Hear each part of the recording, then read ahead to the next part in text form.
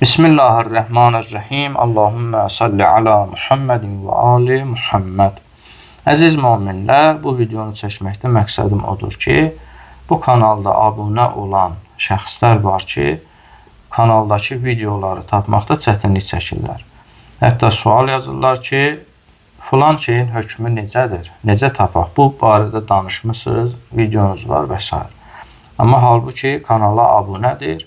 Lap hətta abunə olmayan şəxslər də belə kanalda o videonu asanlıqla görə bilərlər, baxa bilərlər, amma çətinlik çəkirlər. İndi mən bunun asan yolunu istəyirəm göstərəm ki, əgər elə bir çətinlikləri varsa, bundan istifadə etsinlər. Demək, əziz möminlər, kanala daxil olanda bu cür bir ana səhifə açılır. Burada da gördüyümüz kimi yazılıb ana səhifə, videolar, shorts, mahnı siyahıları, bir də postlar bölməsi var. Bizə lazım olan burada nədir? Düzdür, videolar bölməsinə biz daxil olsaq və buranı ta bütün o 300-ə yaxın nə qədər videodur, 200 neçə deyək ki, bunların hamısını bir-bir axtarıb o istədiyim bəlkə tapa bilər, amma bu həqiqətdə çətindir. Yəni bunu məsləhət görmərəm. Bəlkə indi 2 ay bundan əvvəl, 3 ay bundan qabaq çəkdiyim bir videoda onu necə tapacaq? Asan yolu nədir? Asan yolu burada mahnı siyahıları deyilən bir bölmə var. Bu bölməyə daxil olur.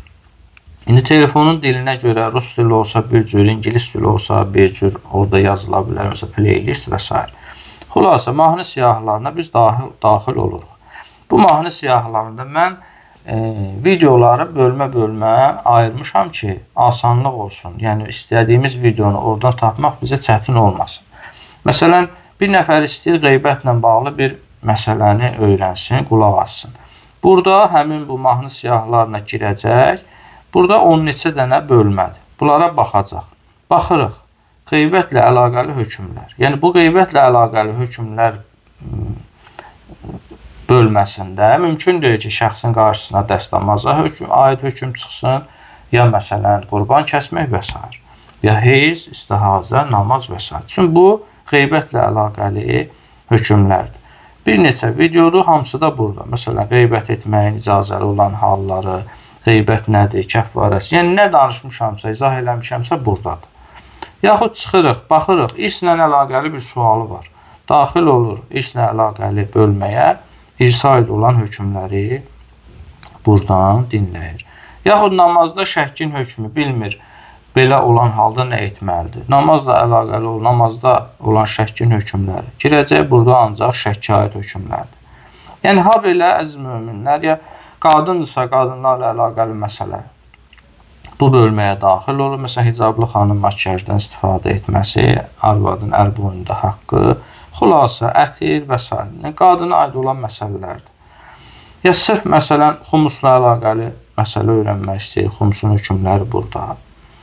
Yəni, qayda bu cürdə. Bir də müxtəlif mövzular var ki, burada. Burada qarışıqdır.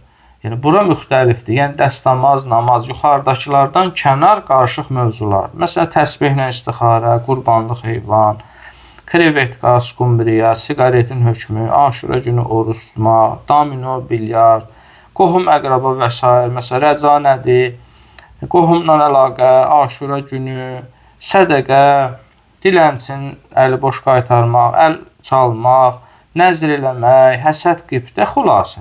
Yəni, burada qarma-qarışıqdır. Əgər o dediyimiz bölmələrə baxsın, oradan əgər sualın cavabını tapmazsa, istədiyi bölmə yoxdursa, həmin bu müxtəlif mövzularla əlaqəli hökmlərə daxil olsa, burada bir dəqiqəsi gedər ya getməz, bu cür məsələlərə baxsın, mütləq ki, buradan tapar. Buradan da tapmasa, ümumiyyətlə, kanalda o barədə ola bilər ki, heç videom yoxdur. Hə, o başqa. Sual edər, cavab yazarıq inşallah. Hər bir halda təbii ki, sual yazmaq hər kəsin haqqıdır, amma bunu göstərdim ki, asanlıq olsun burada videoları tapmaq necədir. Vəssalamu aleykum və rəhmətullahi və bərəkatuhu.